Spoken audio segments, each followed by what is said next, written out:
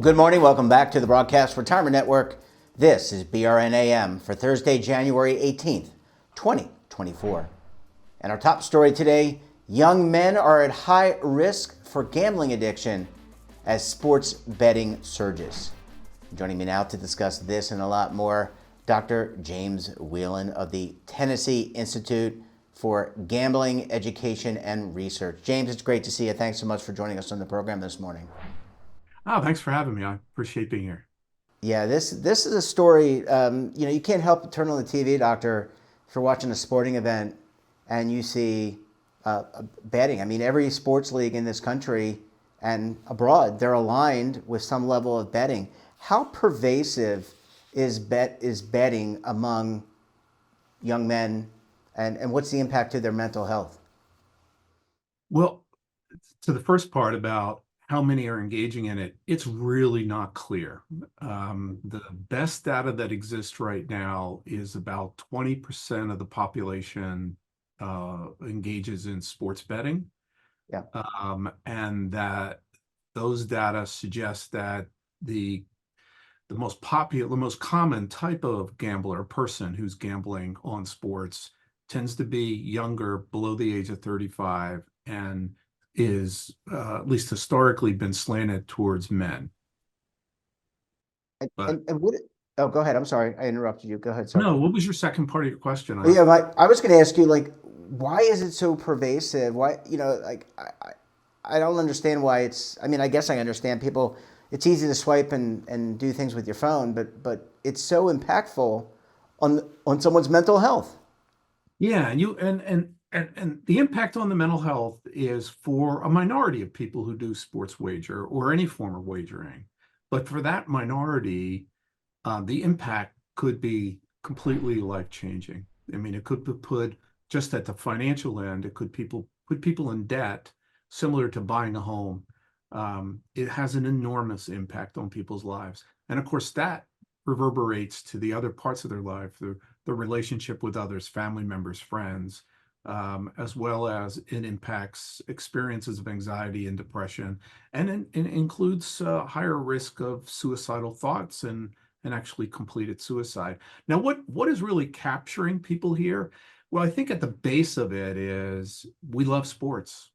Um, you know, I don't know about you, but myself and many of my friends, many of the family members I know, men and women, watching sports, talking about sports is a key part of our life, and particularly for young men, becoming knowledgeable about sports is sort of not just a rites of passage, but also a way of communicating with each other, Monday morning quarterbacking per se. And Yeah. so the result of that is men in particular feel themselves knowledgeable. They feel like they know their teams or they know this league, this conference, whatever it might be. And they feel like that knowledge gives them an upper edge when they wager. But the other parts of it are equally important to pay attention to, and that is what has happened since the Supreme Court decision in 2018 is that gambling has moved from a trip, a drive, Yeah. to being on your phone. And it is so easily accessible, and it's hard for us to untangle that popularity of sports from that easy accessibility. And then I'm going to go back to your original comment, and that is the third factor that's really weighing heavily here is how much advertising is occurring.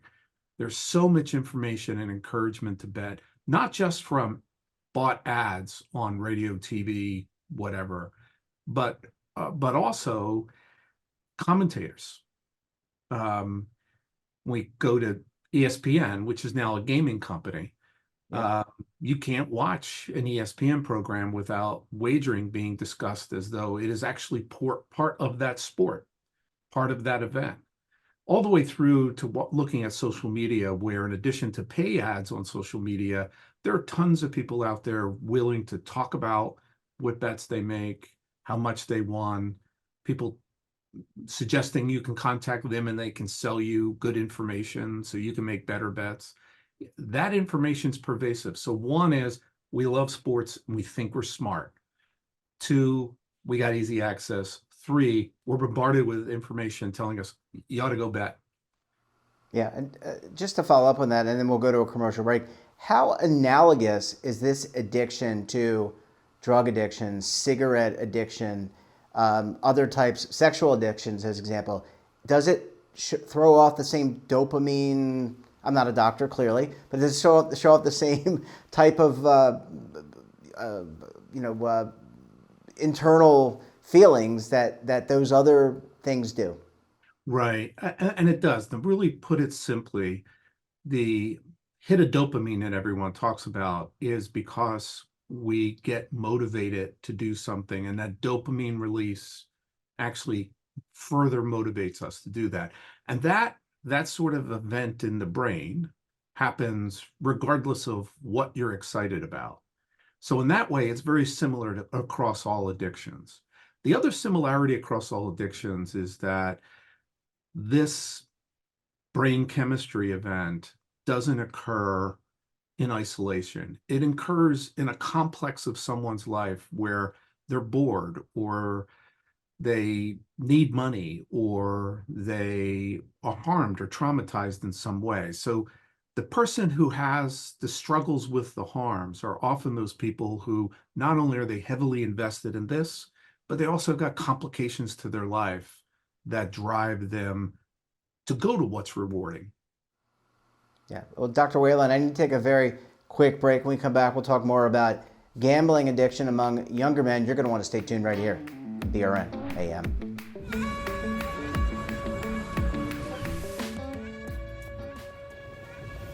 Imagine a new television network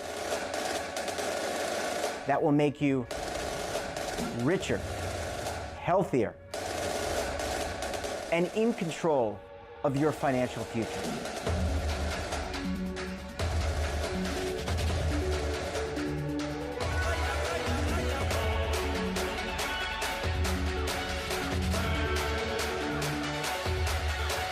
This network is for the policewoman in Nashville, Tennessee, the baker in Dubuque, Iowa, the teacher in Lexington, Kentucky.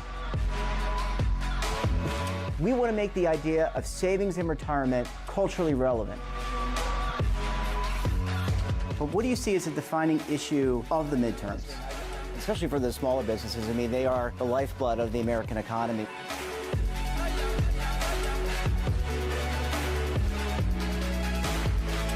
Featuring exclusive interviews, current affairs, and docuseries.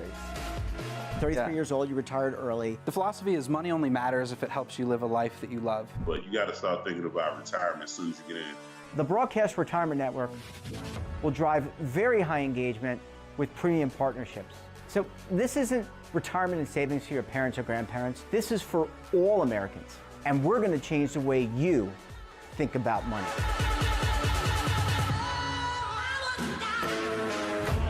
Welcome to the next frontier of retirement and savings. This is BRN, the Broadcast Retirement Network. Welcome back. We're joined this morning by Dr. James Whelan of the Tennessee Institute for Gambling Education and Research. James, thanks so much for staying with us. Really appreciate you hanging around for segment number 2 this morning. Oh, you're welcome. Yeah, it's a fun conversation on a very, very important topic. Dr. Whelan, you talked about the Supreme Court decision in 2018, which basically said, hey, you want to be in gambling, you can be in gambling. And it is very pervasive. If you turn on the TV shows, ESPN, they actually have, or CBS or whatever, right before the game, and they're like, here's who I would bet, and they all had their picks. I was just watching the Ravens game. That's my team. I'm originally from Baltimore, and they were doing that. So I thought that was really interesting, to say the least. Is there a role here for public policymakers? And I'm talking about federal and state and local. How do they get involved? Because preventative, it's just like cigarettes, just like drugs or any other type of addiction. How do you prevent people from hurting themselves? And what's the role of government in that? Yeah, great question. It begins with the fact that the federal government says nothing about gambling, because that Supreme Court decision was about states' rights to legislative. So consequently, there is no guidance, there is no federal policies, there aren't, other than money laundering, et cetera, that's impacted Nevada forever. The rest of it all happens at the jurisdictional level. It also means the lack of federal involvement also means there's a lack of federal money to research and understand and promote um, non-harmful ways of gambling, and how to help people who have harms. But when we get down to the jurisdictional level, one of the things that's happening is that everybody in who is regulating it now, for the most part, with a couple of exceptions, are brand new to doing this.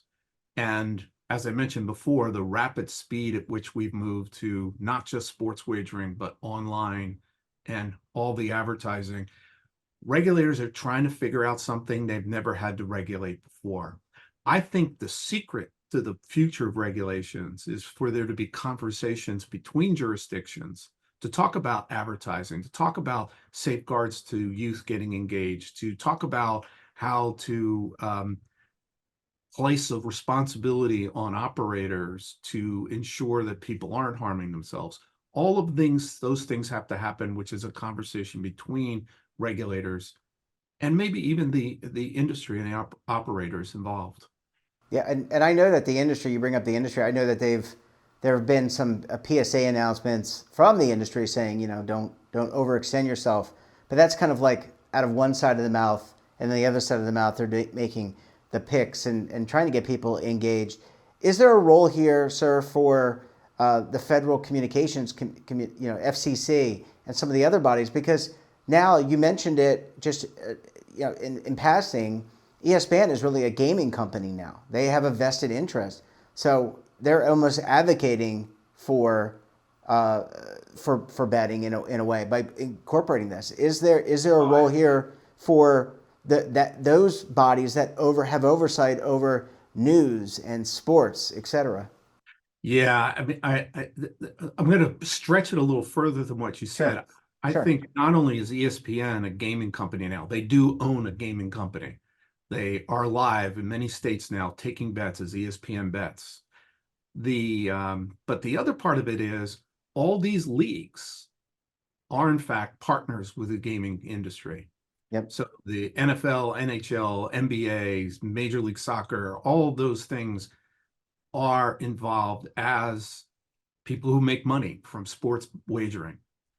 So now, what is the space for the federal government? Well, I think it's considerable. I think we can shortcut the problems and come to quicker solutions if, in fact, there was a federal way of connecting and informing jurisdictions to make sure that there were similar laws and rules and regulations, and we knew what it meant to gamble safely and what it meant to gamble in a destructive way.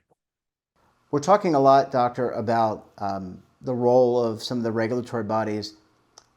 There's obviously a role for personal responsibility. And a lot of these people are above 18, so the parent doesn't really have a say anymore because the kid is over 18. They can do with it whatever they want. But is there a role to play for friends and family to say, hey, little Johnny or little Jane, you need to watch out? I mean, is there a role? There's a role for government here, both state, clearly state and local, and maybe federal, but also a role of personal responsibility for those that care for other people. If you notice someone getting out of bounds with doing this, and people are really good, by the way, Doctor, of keeping secrets to themselves, but you can kind of pick up on things if you're a close friend of somebody or a family member. Oh, we are a very individualistic culture. And so we tend to move things to the individual to take action. But one of the things we've known for decades is we don't exist without friends and family. We don't exist without social supports to get things done. What's important for those people to understand is don't confront, blame, stigmatize, but instead have a healthy conversation saying, hey, I'm worried. What is your relationship with gambling? Does this fit with who you think you are? How could I be helpful to you? So those facilitative things, those things that we actually, most of us realize is support and love and caring, is what really helps us to move forward. And that's critical because we do know we have actually growing evidence that treatments that are focused on gambling, that they're informed by the gambling literature, can effectively help 87% of the people who are experiencing harms. So that social support is critical And it's sometimes that social support to encourage people to go get help from an educated, informed professional is key. Yeah, absolutely. Well, Dr. Whelan, I think this is something we're going to continue to be talking about, unfortunately, but awareness is part of treating the issue. Great to see you. Thanks so much for joining us, and we look forward to having you back on the program again very soon. Great, Jeffrey. Take care. And that wraps up this episode of BRNAM. Have a topic of interest, someone you think we should talk to, drop us a line, and don't forget, for all the latest curated news and lifestyle, wellness, finance, tech, so much more and all in one place, check out today's edition of our daily newsletter, The Morning Pulse. Want to search our archives, check out our latest content? Well, then visit our website. We're back again tomorrow with another edition of BRNAM. We'll have a very special guest and another important topic. Until then, I'm Jeff Snyder. Stay safe, keep on saving, and don't forget, roll with the changes.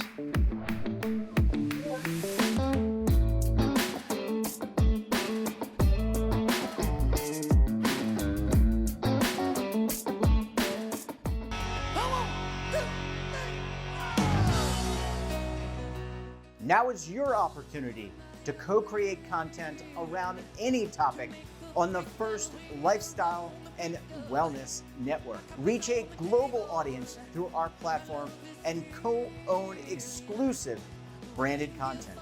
All of our programs are available on demand and also as audio-only podcasts, so you can take us on the go.